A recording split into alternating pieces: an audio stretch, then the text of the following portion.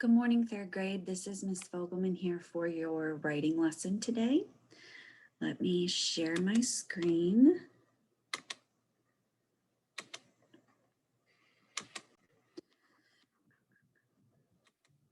Okay, so we have been talking about fairy tales and how fairy tales can have different versions of them. Yesterday, actually, you listened to Cinderella. Today, I want you to listen to a version of Cinderella, and it is called Adelita.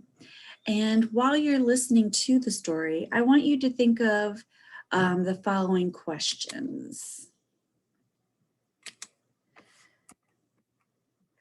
What did the author keep that was the same as the story Cinderella? What did the author change? And why do you think the author made these changes? All right, so let me start it. Adelita, a Mexican Cinderella story written and illustrated by Tommy de Paula.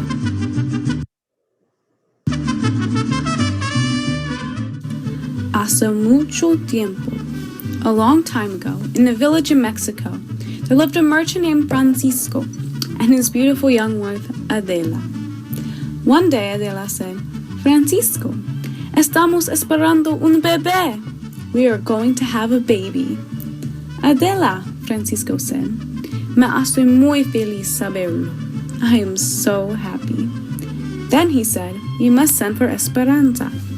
She will come and take care of you until the baby is born, and then she will help us with the baby." Esperanza had been with the Mercado family since she was a young girl, and she had looked after Francisco when he was a baby. Esperanza came right away. She took good care of Adela, but after the birth of the baby, Adela was ill. She grew weaker, and shortly after, she held her little girl for the first and last time. Quietly, she died. Francisco was heartbroken. He named his baby daughter Adelita, little Adela, after her mother. Francisco was sad for his Adela, and he missed her greatly, but gradually, Adelita filled his heart with love. Time passed, and Adelita grew into a beautiful young woman. La Casa Mercado se llenó de alegría. The Mercado household was full of happiness.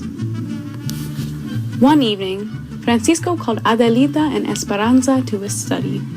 "My dear Adelita, my good Esperanza, les tengo noticias. I have some news for you. I have met a charming young woman, and I have decided to marry again. Her name is Señora Micaela de la Fortuna. She is a widow and has 2 daughters close to your age, Adelita. I know you will like Doña Micaela and her daughters, Valentina and Dulce." Adelita was happy for her father. Esperanza wasn't so sure, especially after she met Doña Micaela and her daughters. "Que frías son. They're cold ones," Esperanza said. Life was happy, but different. Adelita had to share her father's attention, but they still managed to have importantes momentos juntos, special moments together. Adelita didn't mind that Doña Micaela favored her daughters, even though Esperanza complained. "Es natural. It's natural," Adelita told her. Then suddenly her father died from an illness, and everything changed. Poor Adelita was an orphan. Doña Micaela had always been jealous of Adelita. Now she no longer had to hide it. She moved Adelita from her beautiful bedroom to a small room in the attic. No longer did Adelita have new dresses. She had to wear hand-me-downs. Worst of all, Valentina and Dulce were mean and hateful to her. Adelita began spending all her time in the kitchen with Esperanza. She helped her with the meals. She listened to stories about her father as a boy and her mother as a young bride. Because she knew that Esperanza loved her, Adelita's heart stayed warm as the fire in the hearth. One day, Doña Micaela came to the kitchen and spoke to them. "I am spending too much money in this household. From now on, you, Adelita, will work in the kitchen. You are here all the time anyway. And you, Esperanza, out. I want you to leave immediately." "Oh, Señora de la Fortuna, Please don't send me away, Esperanza pleaded.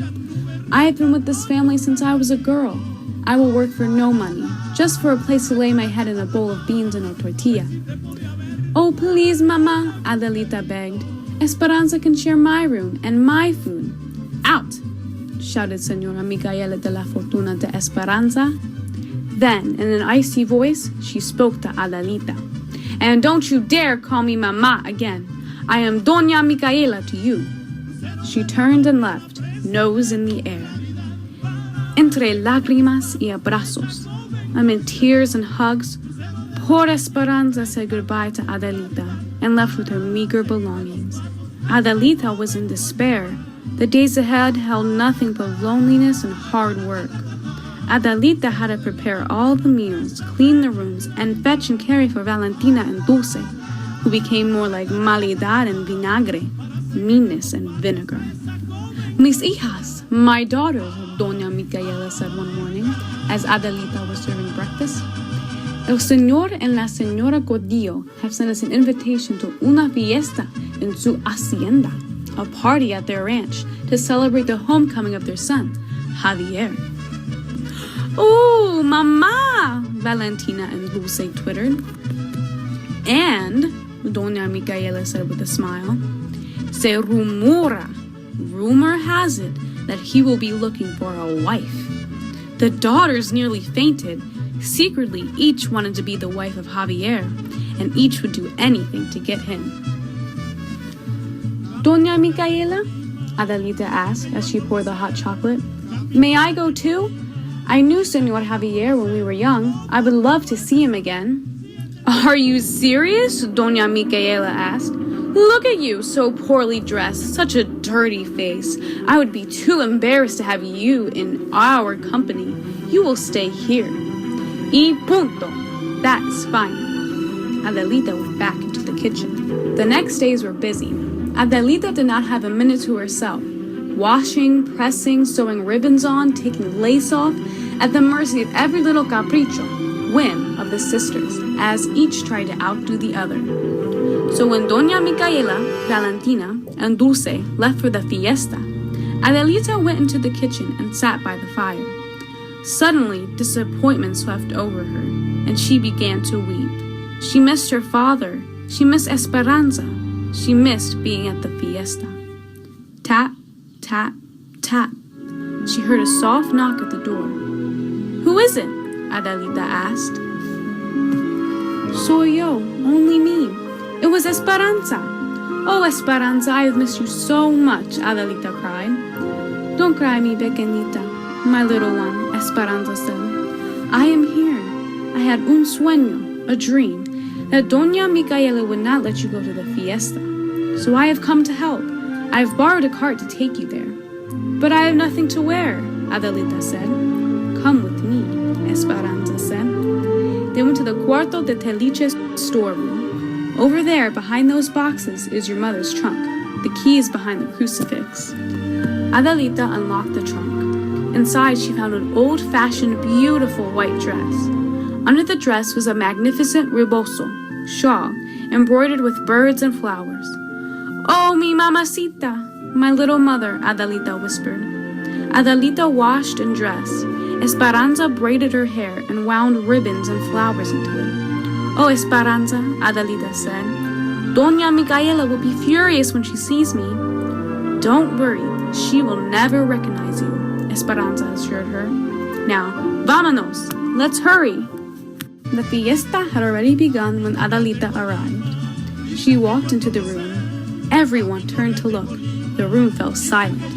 Who was this stunning young woman? Senor Gordillo went up to Adelita. What do we have here? He asked. I'm in disguise, Adelita said, with a twinkle and a sweet smile. Just call me Cenicienta, Cinderella. Javier, everyone, Senor Gordillo said. Come meet our very own Cenicienta. Javier took one look and fell in love. He danced every dance with Adelita. He brought her refreshments. He never left her side. Adelita's heart was full as well, and all the meanness she had suffered over the years began to melt. But at midnight, when Javier gave her a sweet kiss and declared his love, Adelita was frightened. How could she explain who she was? His family would never allow him to love a kitchen maid. So Adelita ran away and found Esperanza. They hurried home. I will never forget this night as long as I live, Esperanza, Adelita said. Gracias.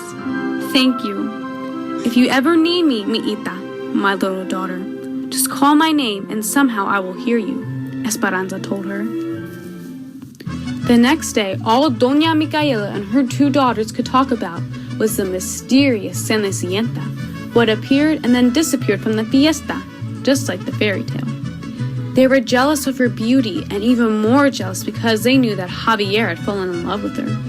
I'm glad no one knows who she is, Valentina said, or where she is, Dulce said. And no zapatilla de cristal, glass slipper, Doña Micaela added. Javier had told everyone that he would not rest until he found his Cenicienta. He's coming to town hoy mismísimo, this very day, Doña Micaela announced. He will stop at each house and look for her. This is the chance to show once more what charms you have, my daughters, so prepare yourselves. Who knows, maybe one of you will make him forget this Cenicienta. Adelita, they screamed. Come help us, quickly. I will be right there, Adelita answered. But before she went to Valentina and Dulce, she ran to her attic room and hung her mother's rebozo out the window. She helped the 2 sisters dress. Then she went back to her room and shyly peeked out the window. Soon she saw Javier coming down the street on his horse. Suddenly he saw the rebozo. He jumped down, ran to the door, and knocked. Señora Micaela de la Fortuna opened the door. Ah, Señor Javier! Pásale, por favor. Come in, please, she said. Señora, where is she? I know my love is here, Javier said. Do you mean one of my daughters? Doña Micaela said. Valentina, Dulce, come here. Señor Javier would like to see you. The sisters appeared in the doorway, giggling foolishly. Buen dia! Good day, Señor Javier, they chimed in unison. Do you remember us? Are you looking for us? Yes, ladies, I remember you, Javier answered. But it's another that I'm looking for. There's no one else here, Doña Micaela said. Yes, there is, a voice said. Are you looking for me, Señor?